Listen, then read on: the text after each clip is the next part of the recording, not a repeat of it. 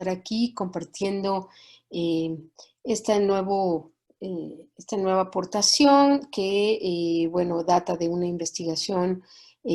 ya un poco larga de hace algunos años, pero que todavía seguimos encontrando, ¿no? Cosas interesantes y novedosas que aportar. Antes que nada, quisiera agradecer a mis queridas colegas, la doctora Marina Garone Gravier y a la doctora Caliope Martínez por haberme considerado e invitado para este segundo coloquio regional de Occidente de Historia y Estudios del Libro. Bien, voy a dar inicio a mi trabajo que lleva por título Los lectores de la colección Cultura, selección de buenos autores antiguos y modernos. De finales del siglo XIX al primer tercio del siglo XX en la Ciudad de México, la mayoría de las literaturas se publicaban, transmitían y consumían sobre todo por medio de los impresos periódicos, como diarios, revistas, semanarios, suplementos, gacetas y hojas sueltas, entre otros. Paralelamente, circulaba una recepción literaria de élite que, en menor medida, y en ritmos de lectura y recepción estética diferentes, se fijó en el libro impreso. Se trataba de obras clásicas y modernas, condensadas bajo el concepto editorial de lo selecto. El lector de estas obras de literatura leía en otras lenguas y dependía de otras condiciones y formas de producción. Su consumo se caracterizaba por la compra de libros importados, comercializados por agencias libreras en el extranjero, como ediciones de alto costo, que provenían de las casas editoras francesas, como La Viuda de Bouret, Librería Paul Ollendorff, Hachette, Garnier Frères, Armand Collin o Louis Michaud. También por la inglesa Thomas Nelson, la alemana Herder o la estadounidense Appleton. Y por supuesto de algunos sellos españoles como Editorial Calleja, Espasa-Calpa y Aguilar, que ofertaban la lectura de los clásicos en lengua española en colecciones empastadas, además de otros editores comerciales que ofrecían títulos de dudosa calidad literaria para las élites hispanoamericanas.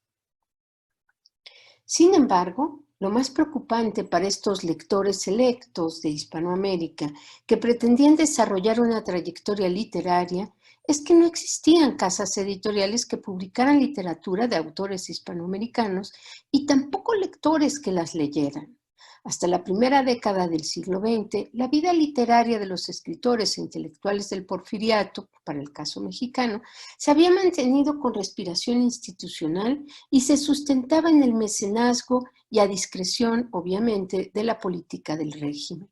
Además de estas ediciones institucionales, la literatura del periodo se imprimió en ediciones de autor, a veces maquiladas por imprentas locales y en otras, cuando los escritores disponían de mayores recursos e influencia, con el pie de imprenta de sellos extranjeros mediante la contratación de servicios editoriales. Eran las casas editores que los autores mismos conocían por sus agencias libreras en México y a las cuales acudían para satisfacer sus gustos e intereses literarios. A grandes rasgos y bajo estas modalidades, las pocas obras selectas de autores mexicanos circulaban entre los miembros predilectos de liceos, cenáculos y ateneos en tirajes reducidos y numerados, cuya pretensión en figurar en el catálogo de las editoriales europeas y relacionarse con redes intelectuales más amplias en las capitales del libro literario poco se cumplía. En términos culturales y editoriales, no existía un mercado del libro de literatura y menos aún los públicos amplios que lo sostuvieran.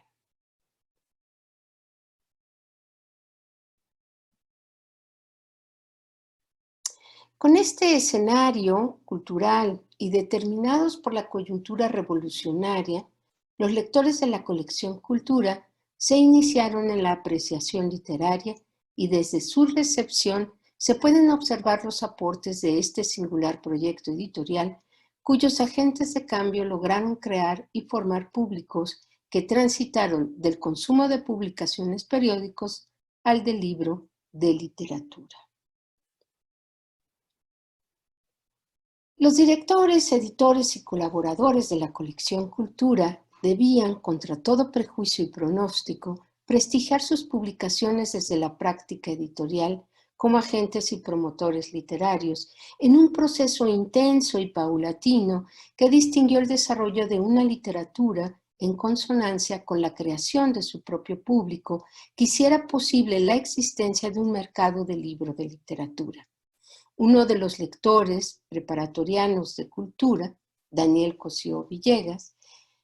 posteriormente sería el fundador, primer director del Fondo de Cultura Económica, escribió décadas después en sus memorias que,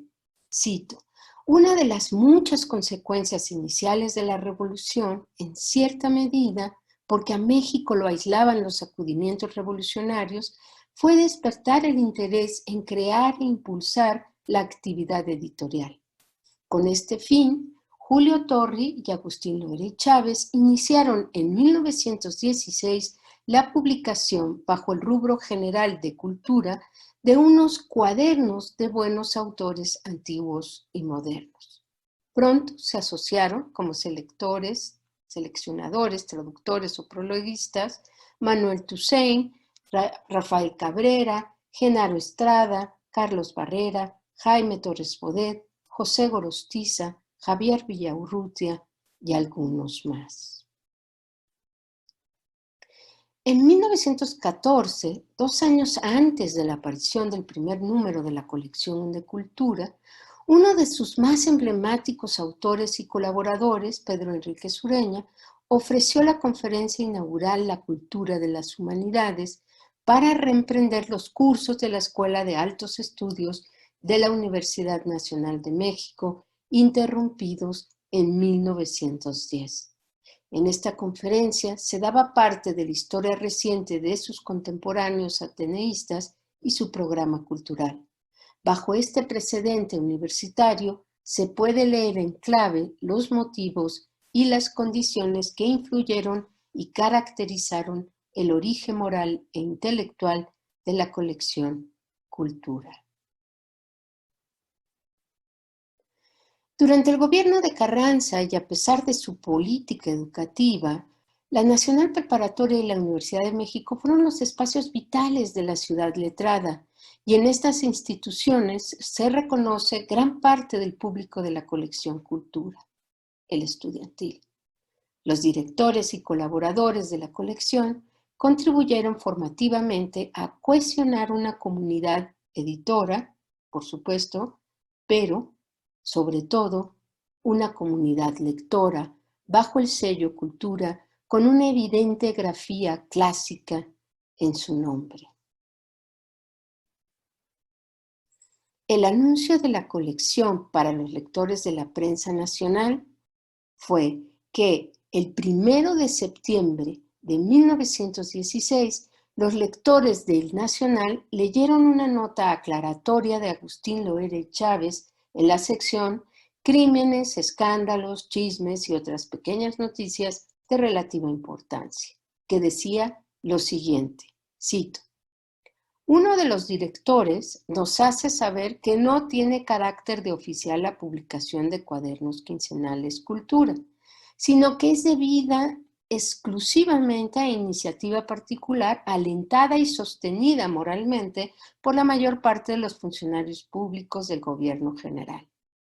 Disculpa las deficiencias materiales observadas en el primer cuaderno publicado y ofrece subsanarlas en los subsecuentes. Se muestra agradecido por la acogida que mereció el primer cuaderno mencionado, debido en gran parte a la ayuda de la prensa y al precio verdaderamente módico que se le puso, lo que permitió que circulase profusamente en todos los gremios. Fin de cita. Esta aclaración pública de Agustín Loera Chávez respondía a una reseña anterior del mismo periódico, aparecida el 26 de agosto de 1916, en la que se anunciaba la iniciativa editorial de cultura como un programa oficial de publicaciones de bellas artes y a la que se le emparentaba por intención y formato a otra serie de cuadernillos conocida en la época, Colección Ariel, selección de buenos autores clásicos y modernos, editada 10 años antes por el intelectual costarricense Joaquín García Monge y cuyo título es casi idéntico al de Cultura. El texto, firmado con el seudónimo de Juan Amberes, calificaba la labor de Cultura en una difusión armoniosa y escogida, que es por todos motivos de elogio y merecen sus parabienes los directores,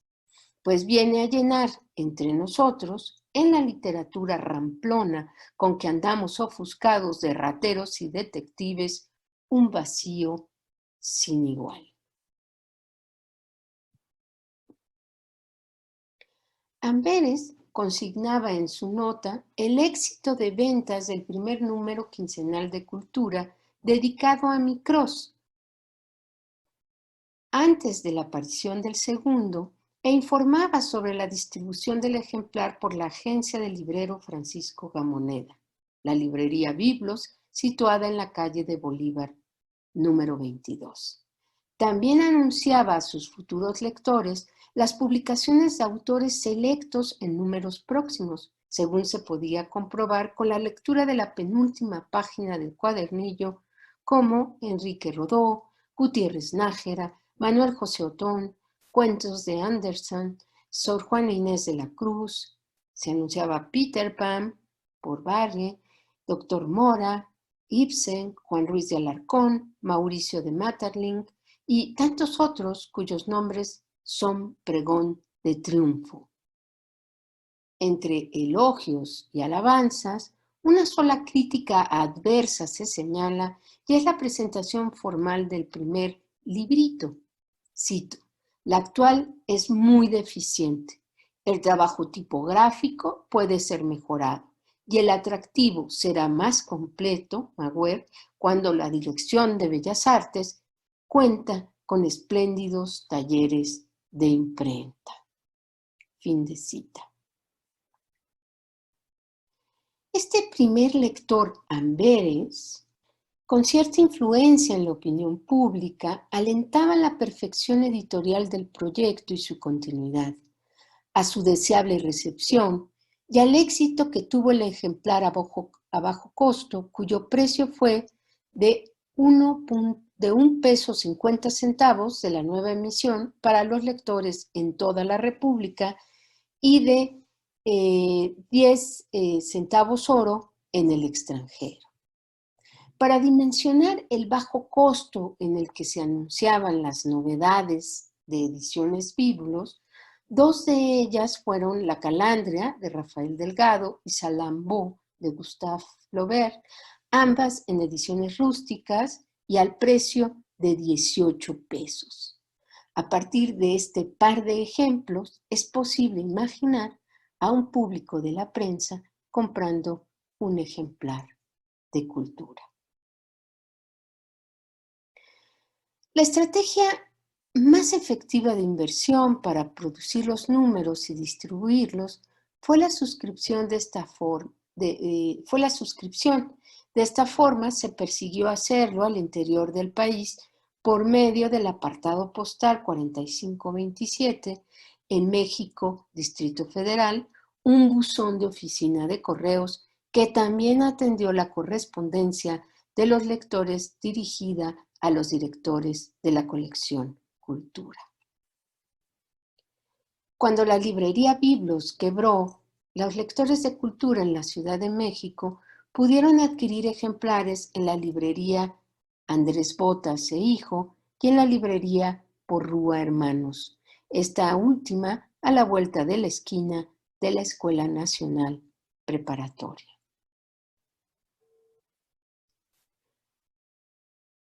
En otras ocasiones he referido que el éxito de Cultura se debió en parte a la red de colaboradores en el exilio y al interior del país. También a la posición de influencia política que tuvieron sus directores, especialmente Agustín Loera Chávez, en el campo cultural y literario como funcionario público del gobierno de Carranza. No obstante, la colección pudo editarse de 1916 a 1923 porque su público, el que logró conformar número a número, se inició en la buena literatura a través del coleccionismo. La periodización con la que se publicó la serie conformó un amplio catálogo de 87 títulos ordenado en 15 tomos. El volumen último no llegó a completarse con los 6 números, por lo que a lo largo de 7 años los lectores de la colección formaron una biblioteca mínima y personal, probablemente la primera biblioteca para esa juventud estudiantil de la época.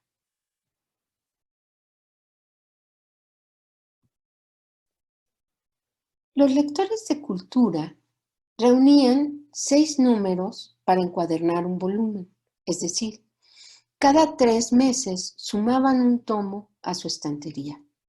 En la actualidad, observar las diferencias en los materiales y estilos de encuadernación de las colecciones personales permite advertir, entre muchas cosas, las marcas particulares que cada lector dejó en sus ejemplares, por ejemplo, sellos, ex libris, dedicatorias, marginalias, etc. Pero también sus recursos disponibles para empastar sus volúmenes, ya sea en piel o tela, con letras grabadas en oro o bajo relieve, etc. Y especialmente, nos dice, su relación bibliófila con la forma y el acopio de la serie. Si dejaba las portadas, el lector, o si dejaba solo algunas, o si no consigna ninguna de las portadas, justo para evitar la publicidad del ejemplar, etc. Sin duda, la diversidad material de las encuadernaciones refieren también una amplia diversidad del público de Cultura, así como una significativa influencia en las aspiraciones culturales de una juventud asolada por la violencia de la guerra, pero deseosa de una vida literaria. Cultura fue una empresa editorial que satisfizo su creciente aspiración intelectual bajo uno de los emblemas más comerciales del siglo XIX: selección de buenos autores antiguos y modernos. Y como lo asentaron en repetidas ocasiones en sus ejemplares, se propusieron publicar, cito, cuadernos quincenales destinados a la divulgación de la buena literatura. Algunos de sus autores eran completamente desconocidos para el lector. Las labores editoriales de traducir y seleccionar lo mejor de las literaturas europeas, principalmente la francesa e inglesa, pero también la italiana y alemana,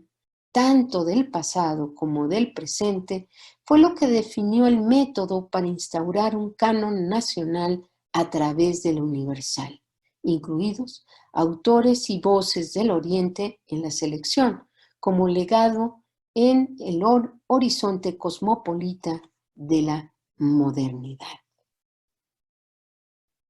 En gran medida, el trabajo paratextual que representó cada título de la colección a cargo de los editores y colaboradores de Cultura fue el vínculo que sostuvo el diálogo con el público que se sentía interpelado para apreciar las obras antiguas y modernas. De esta forma, el programa de lectura que la colección propuso reafirmó en los lectores el valor de la literatura mexicana en relación con la universal, al introducirse en lo propio con las obras de Fernández de Lizarde, Manuel Gutiérrez Nájera, Salvador Díaz Mirón, Manuel José Otón, Guillermo Prieto, Ignacio Manuel Altamirano, Amado Nervo, e hispanoamericano, con obras de Rubén Darío, Leopoldo Lugones, Enrique Rodó, Ricardo James Freire, Enrique José Varona, además del universal con la lectura de obras contemporáneas de la literatura europea como Nietzsche, Anatole France, Shaw, pero también de la antigüedad clásica de Occidente y de Oriente como Esquilo, El Cantar de los Cantares, Omar al-Khayyam y Rabindranath Tagore, entre otros. Las condiciones en que se imprimieron y elaboraron los números de cultura distinguieron la colección por su aspecto artesanal y estético, que lograron sorprender a sus lectores título a título. El formato de bolsillo con sus portadas o cubiertas representan uno de los periodos de mayor experimentación gráfica en la primera mitad del siglo XX, definido por los especialistas como uno de los más eclécticos debido al intercambio entre diversas tendencias y corrientes artísticas. Ilustraron interiores y portadas de la colección Cultura varias generaciones de artistas y destacan, por ejemplo, entre estas ediciones, los cuentos de Andersen escogidos y presentados por Julio Torri y bellamente ilustrados con estampas de Julio Ruelas. Por su portada también, Saturnino Herrán, la obra clásica de Esquilo, o Prometeo encadenado, traducido por Fernando II Breva Salvatierra y con el estudio de Carlos Otfrido Müller. También sobresalen los remates y capitulares elaborados por Jorge Enciso en algunas de las ediciones, o bien esta portada que podemos observar como Salomé de Oscar Wilde, o también esta portada que es una antología de Rabindranath Tagore, ¿no?, de 1922. Pero también digamos, destacan las portadas que realizaron Jorge Enciso para Selma Lagerlöf, Cuentos y Leyendas, o la portada de Diego Rivera para El Soldado Desconocido de Salomón de la Selva. El coleccionismo, que pudo estimular la adquisición de los números por su valor gráfico, reforzaba la apropiación de los números de los lectores más allá de la realización de la lectura e incentivaba el consumo del libro literario. La colección representó en su época un programa efectivo de formación y un modelo editorial para la labor crítica y de difusión literaria del primer tercio del siglo XX en México, y a decir por su público, Cultura se podría clasificar como la primera colección universitaria de libros de bolsillo.